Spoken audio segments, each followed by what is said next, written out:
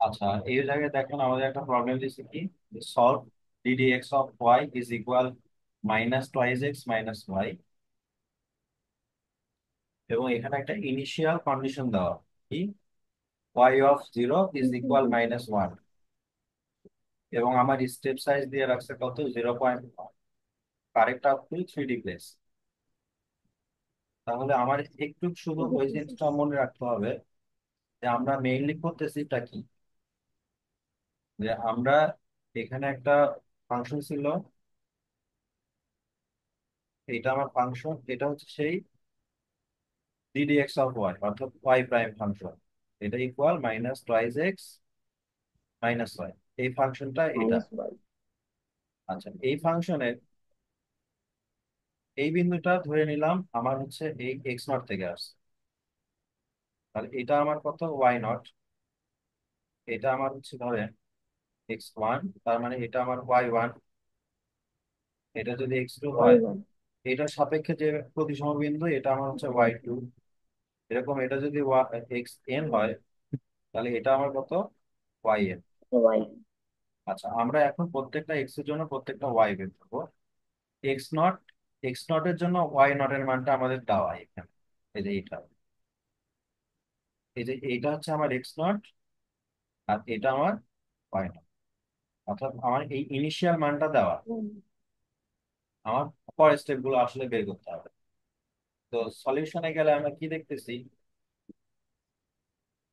এখানে আমরা দেখতেছি যে আমার প্রথমে এটাকে ওয়াই প্রাইম লিখে function of X Y equal এটা ধরে নিলাম, আর আমার এখানকার ইনিশিয়াল কন্ডিশন কত, এই যে এটা আমার এক্স নট আর এটা ওয়াই নট, তাই না? এই যে এক্স নট জিরো আর ওয়াই নট হচ্ছে মাইনাস ওয়ান, এবং মাইনাস আমার ওয়ান। স্টেপ সাইজ অর্থাৎ এখান থেকে এখানকার ডিস্টেন্স, এই ডিস্টেন্সটা এইচ, এই স্টেপ সাইজ হচ্ছে 0.1।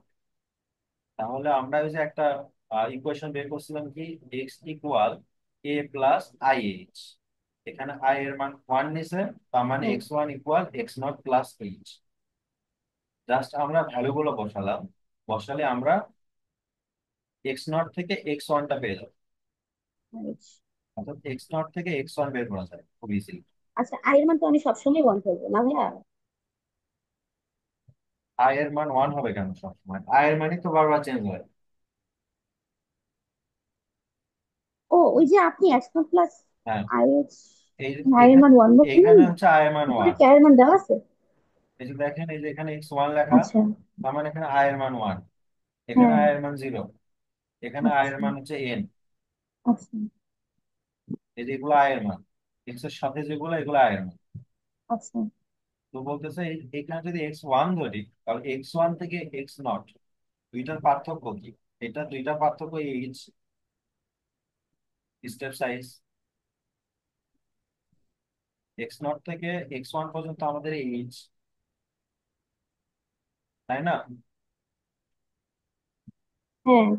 তাহলে এইটা থেকে এটা বিয়োগ করলে এইচ হবে, এক্স ওয়ান থেকে এক্স নট বাদ দিলে এইচ হবে,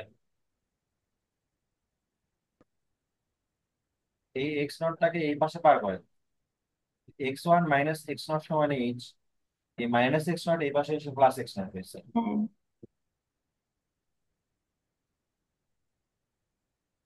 ঠিক আছে, তার মানে এক্স ওয়ান সমান x nought plus h, x two সমান x one plus h, x three সমান x two plus H,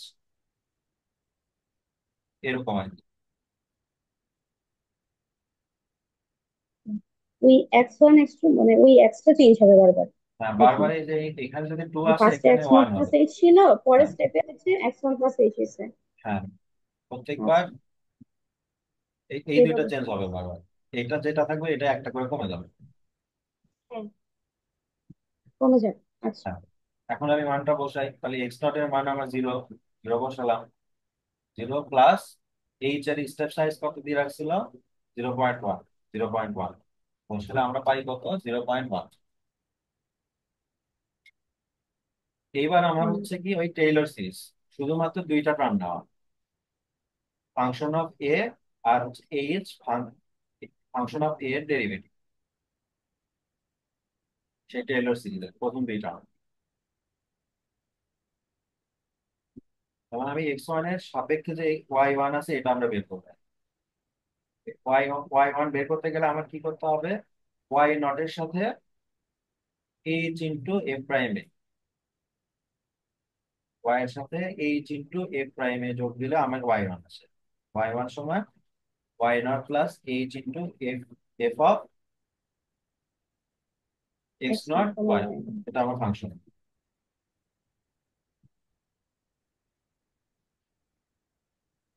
F of x nought y nought নাই, কিন্তু এই যে এটা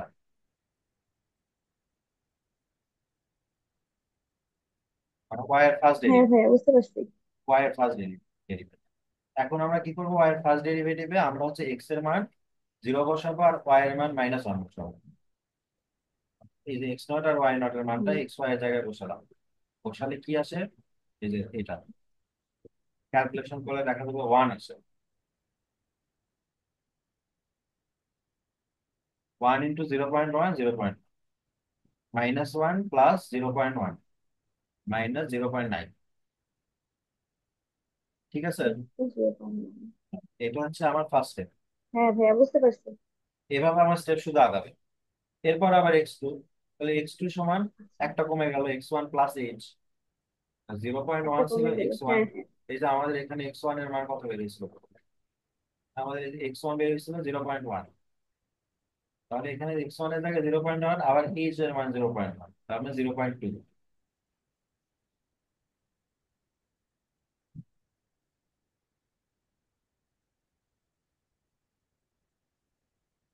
ঠিক আছে, হ্যাঁ ভাইয়া বুঝতে পারছি। ইজি এখন না? 3D প্লেসেস পর্যন্ত যাইতে হবে আমাকে, এই তো কাজ। এইভাবে আস্তে আস্তে সামনে হ্যাঁ আগাতে ভাইয়া হবে। ইজি। ওয়াই টু সমান y one plus h function of, এবার এক্স নট এর জায়গায় x1 y1। x1 আর y1 এর মান একটু আগে আমরা বের করছি ফার্স্ট স্টেপে। এইবার ফার্স্ট স্টেপ থেকে আবার সেকেন্ড স্টেপ মানগুলো বসালাম, -0.8 আসলো। আচ্ছা এরপরে আচ্ছা। আবার স্টেপ 3, স্টেপ 2 এর সাহায্যে আবার স্টেপ 3, এখান থেকে x2 আর y2 এর মান আমরা এখানে বসালাম। বসালে এই এই মান 0 -0.787। এরপর আবার স্টেপ 4, স্টেপ 3 ইউজ করে আবার ওইটা ইউজ করে 5 6 এভাবে যেতে থাকে। যত বেশি যাবো তত অ্যাকুরেট আসতে থাকবে এটা। কিন্তু এটা ওই যে বলেই দিল যে এটা খুবই সময় সাপেক্ষ এবং অনেক দূর পর্যন্ত যেতে হবে, এটা কনভার্স করতে অনেক সময় লাগে স্টেপে। এটা হচ্ছে অয়েলার মেথড, হ্যাঁ। অরিজিনাল মান আনতে অনেক সময় লাগে।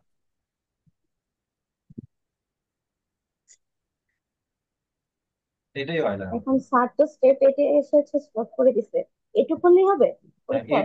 এইটুকুই অয়েলার মেথড। যদি দশমিকের। পরীক্ষাতে অয়েলার মেথড আসে তাহলে এইটুকুই। আচ্ছা, স্যার কি চারটা একসাথে দিবে? না না, এরকম কি চারটা হবে? একজনের পক্ষে করা কি পসিবল? চারটা একসাথে দিলে তো 3 ঘন্টা লাগবে করতে হবে। আবার উনি তো বলতেছে যে সেটটা চেঞ্জ করে দিবেন। সেট চেঞ্জ করে দিবে নিজে এত ঝামেলা করে কাউ- কি লাভ? কাউকে অয়েলার দিবে, কাউকে টেইলর দিবে, কাউকে আর্কে 2 দিবে, কাউকে হচ্ছে আর্কে 4 দিবে, এরকম আর কি। আচ্ছা আচ্ছা বুঝতে পারছি। ভাই ওই যে 3D প্লেসেস পর্যন্ত কি মানে দশমিকের পরে 3 ঘর পর্যন্ত করে স্টপ করতে বলছে, এরকম কি ব্যাপারটা? হ্যাঁ,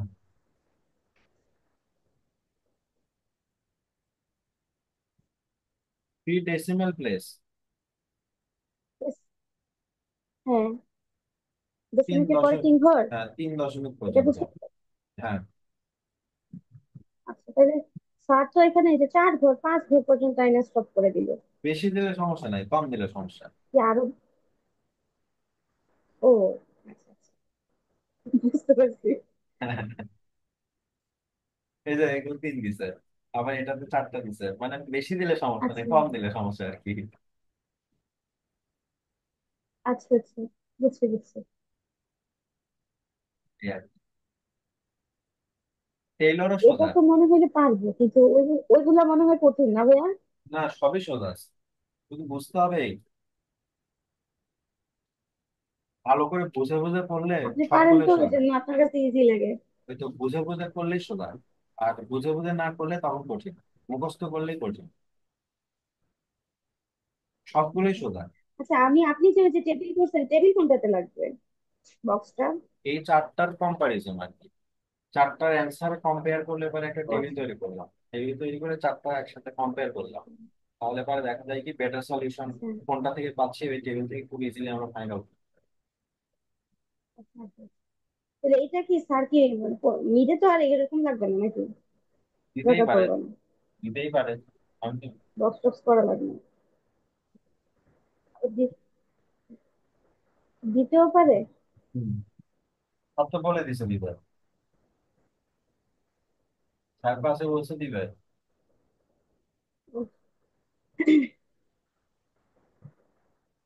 আর তো ক্লাসে এটা বলছে যে বক্স করে দিতে হবে, কম্পারিজনে হ্যাঁ দেখাতে হবে। হ্যাঁ, কম্পিটিশন দিতে হবে স্যার বলছে।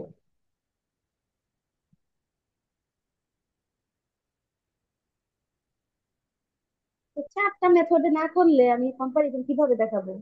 নাকি আলাদা দুইটা, আলাদা কম্পারিজন দেখানো দুইটা লাগবে? কম্পেয়ার করতে বলবে। এই কনসেপ্ট এগুলা। বলবে তো দুইটা কম্পেয়ার করতে, দুইটাকে ও যে করে কোনো কম্পেয়ার দুইটা। করতে।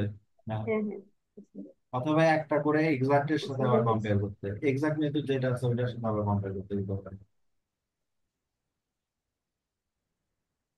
আচ্ছা, বুঝতে পারছি। এক্সাক্ট মেথড আবার কোনটা?